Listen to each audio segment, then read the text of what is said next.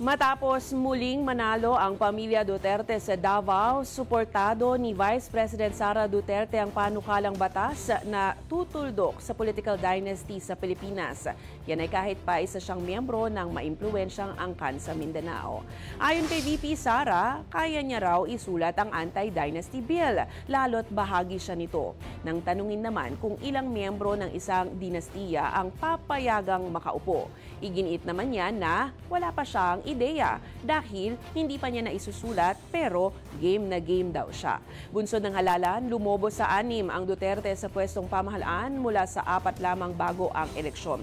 Nais ni Vice President Sara Duterte na maipasa ang panukalang batas na magbabawal ng political dynasty sa bansa.